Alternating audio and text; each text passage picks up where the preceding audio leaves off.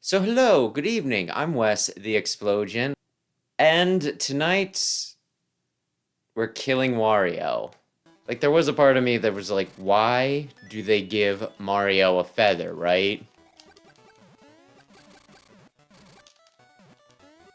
And then it just kind of hit me that it's like, well, this would have been on like the Game Boy, right? Either everything green or white and gray. So if they want to distinguish, oh, you have a flower power. I screwed up. You gotta give them a visual indicator. You can't just recolor the man. The game is, I'd say, different than most Mario titles. Like, there's a lot of, and my gosh, I think that's like one of the things that makes the land game so special.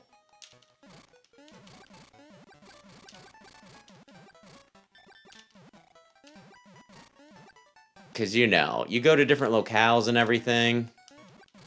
It's not just the same thing you get from, like, every other Mario game. It's not, oh, well, frickin' Koopas and Goombas. I mean, they're still here. But Mushroom Kingdom stuff. Whee!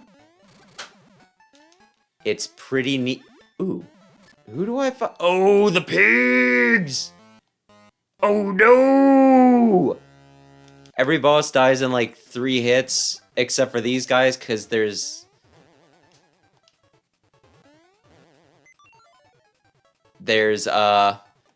3 of them, so that means that you need 9 hits for this one to work.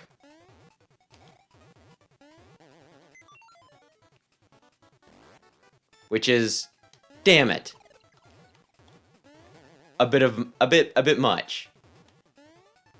A bit much. Damn it. Also, I love how they have the little hockey mask with like a knife stuck in. I think they're Goombas. Just cosplaying Jason. I kind of would rather have the fire flower, but if they're suggesting it, I feel compelled. It's like, I have so many plans, and then if I get even half of it done, I'm pretty successful. Also, apparently that vampire I just hit only appears once in the entire series. He was an endangered species, and I murdered him. This definitely feels like one of the more interesting Mario games, though. Just because of, like, how different it is. Have little mushroom guys that you need to jump on, and then have to beat up like a turtle at the end. Yeah, that's pretty wacky and strange, but, like, only the first time you do it. After that, the novelty starts to wear off. Oy, oy, oy. I just feel compelled to get them, even though, like I said, I don't think points are a thing in this. I feel like they should be, because they are in, like, almost every other Mario game, right? But this one behaves a lot differently than the vast majority of Mario game. Hang on. Yeah, fuck you. But yeah, Mario 2, you can go down pots. But Mario 2 wasn't Mario 2. Mario 2 was Doki Doki Panic, which everybody knows about now.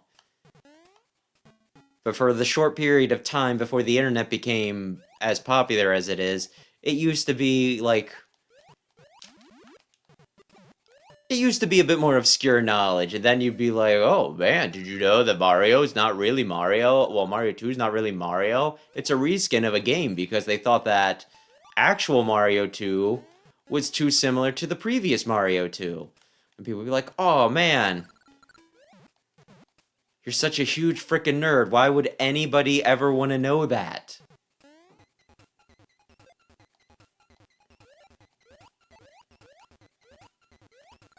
Seriously, it's questionable on whether it's even socially acceptable to like games, and here you're quoting factoids that no one in there... Why did the second one come down? No normal person would want to know.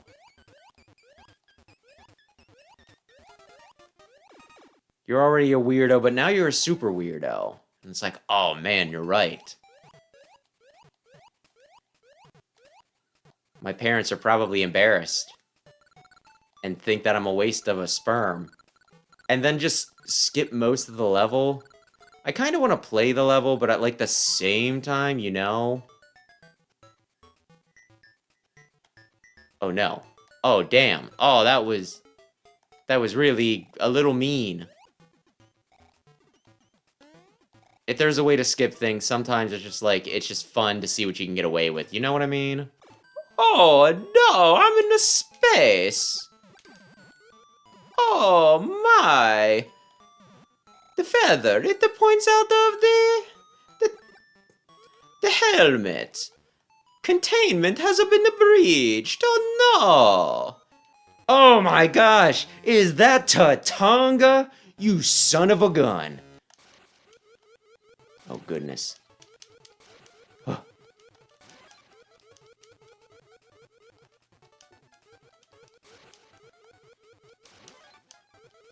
Ay, ay, ay. This one's a little weird. It's a little weird having to do Flappy Bird to frickin' beat a boss. I was on top of him, and sometimes the hitboxes are also weird. There we go. I only need to hit him one more time. Should I have stayed on him? Maybe. There we go. Fuck you, Tatanga. You're an asshole. Here's the thing. You don't get extra lives for your coins. You get the chance to gamble for extra lives with your coins. Which we could really abuse with save states if we wanted to, right? One of the interesting things is I kind of feel like this is the stage you're supposed to do first. Because, I mean, you know, it's like the most basic, you're inside a tree, whoopity-poopity-boo, right? Plus, your natural inclination is probably to start on, like, the left and make your way around. At least, I think that's how it would typically go for people, right? So you would think that this would be, like, the easy stage.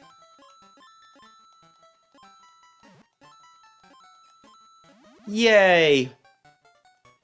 Though when I was playing it the other day, this was actually, like, some of the levels in here got me more than some of the levels I did, you know, elsewhere.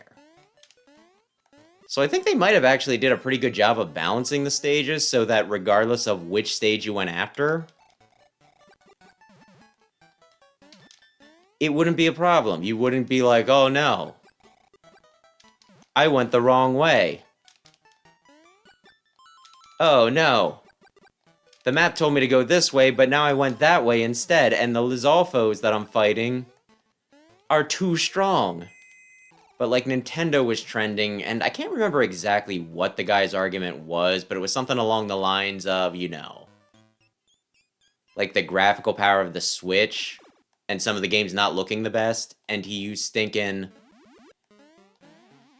Scarlet Violet as an example. And it's one of those, it's like, dude, you have a point here. You definitely... Damn it, almost. Have a point here. But at the same time, I feel like when you know, use the worst example, like the outliner that, the outlier that really drives home your point, it comes off as disingenuous, right? Are there some Switch games that could look better? Yes. Are there some games that could run better? Yes. But when you pick out of the lineup and you're just like, this is why Nintendo could do better, a game that they didn't work on, because that's Game Freak, baby, and that is infamous for, you know, being very, very underwhelming graphically and, you know, like, optimized poorly. It comes off, like I said, a bit disingenuous, right? Yay! And it kind of, like, detracts from your point. At least I feel like, right? But you know what? The guy had, like, 50 billion replies, and he was, you know, like, mouthing off to people and, like, you know, who talk back to him and everything, and I'm just like, this wasn't, like, he probably knew exactly what he was doing. He probably knew that he was making a bad faith argument, and that this was just his way to get stinking engagement. And I kind of hate the fact that that works. Apparently Mario Land is like his own little kingdom, like it's an island, right? But apparently, this is Mario's place. Mario has a castle. No! And Wario stole the castle. And thus you need the 6 coins to get into it to take your castle back. So apparently Mario is ballin'. He's got his own little, like, it's a modest kingdom. It's only a single island. But still, really, like, I find this game quite charming. I find this game quite charming. There's a lot of enemy variety, there's a lot of level variety. Even, like, the floor textures that they could just recycle, they tend to go out of their way to make them, like, different and everything, to differentiate them. Which I think is great. But yeah, something, something, something. It's good.